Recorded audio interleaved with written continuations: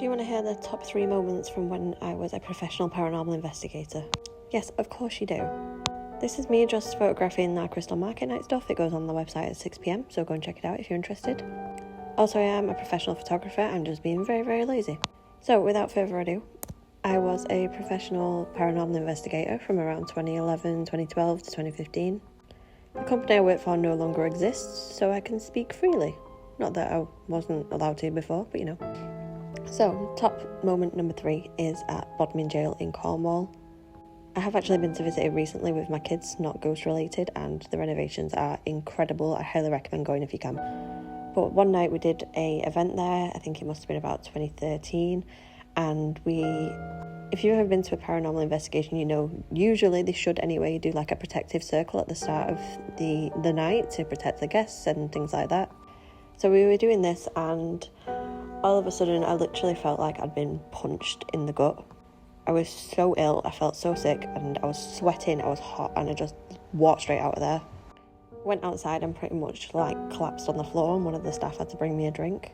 The medium who was working with that night told me there was a female spirit there who was stood right behind me. She was very, very interested in me, and she had made me feel so ill like that. I've never had a spirit make me feel like that, ever. It was instant and it was absolutely insane.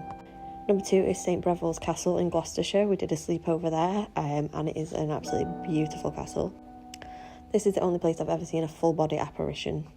So there was a spirit there who was trapped, and our medium that night decided to help him pass over to the other side. This guy had been trapped there for hundreds of years. The whole story was absolutely heartbreaking. It really was. That's another story for another time though.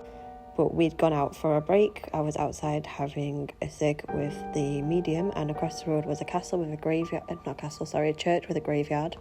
And everyone who was outside, me, the medium, a load of guests, we saw it. A man he was wearing robes. He walked right through the castle, and he was like glowing. It was honestly, it was like something out of a movie. He was glowing. And he just walked right through, slow as anything, and just disappeared. I still firmly believe it was the man who we were trying to help inside the castle, just popping in to make sure we were still going to go back to help him. And my final favourite moment, which I'm going to get told off for, is when my mother got punched in the face. So we used to do a venue in Liverpool called Newsham Park Asylum. It is still going, you can do events there. And we were there so much, we always knew which spirits were where and, you know, things like that. There was a very violent, malevolent male spirit there who hated women, and he punched my mum in the face.